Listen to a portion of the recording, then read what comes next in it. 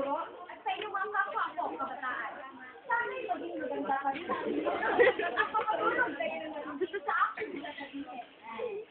Kung kayo may nakikinig, tala sa inyo ang inyong mga pandinig at pakaintindihin ng mabuti ang nais kong pahiwatig.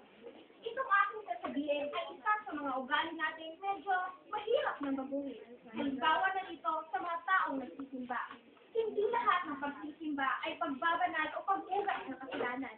Masakit man sabihin na marami sa atin ang hindi nakakaunawa sa tunay na layunin ito. Lalong-lalo na sa inyong mga kapwa mo, kabataan.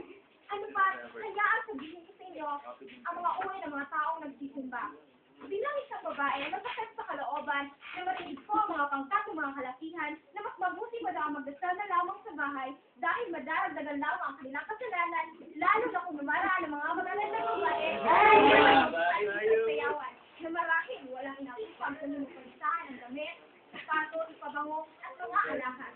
Sa kayong mga kalakihan na nasa labas lamang ng simbahan na walang inaakupang hindi sila na mawawain ng maraan, hindi nyo malangalan isip kung paano kayo hindi magkakaroon ng kasalanan kung ang tukso na may hindi ninyo mapipigilan.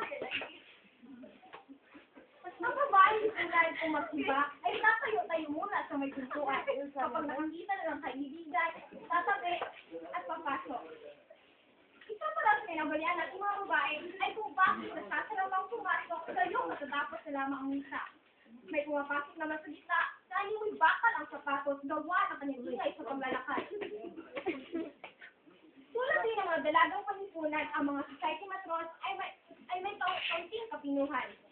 Dumaraan sa gitna ng papay-pay-pay-pay na para bagang bilimusan na isang galong tubig. Marahang lumalakad na animoy isang dugong mahal ang dumating. Humahanap ng maluluhuran at sa kanyang at lilinga-linga at binagmamasdan ang suot na iba, nalulugod at natutungwa kung sa kanyang pagmamasid ay walang nakakalaig sa kanya. May mga tao rin na nagsisimba na pusong nananalangin sa harap ng dambana ng simbahan. Ang sermon ay malalim na pag-iisip sa kanila ay may malalim na kahulugan. Hindi nila pinapansin ang paligid sapagkat binubuhos sila ng pag-iisip at pag-unawa sa ating poong may kapal. Ang dapat na maging layunin ng pagsisimba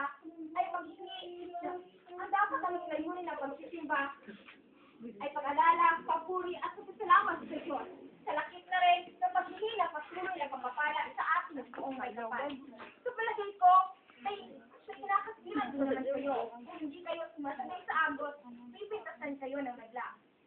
Kahit iba-iba man ang uri at layunin ng mga taong nagsisimba sa bahay man o sa simbahan, bigyan natin ng malalim na kahulugan ang tunay na layunin nito.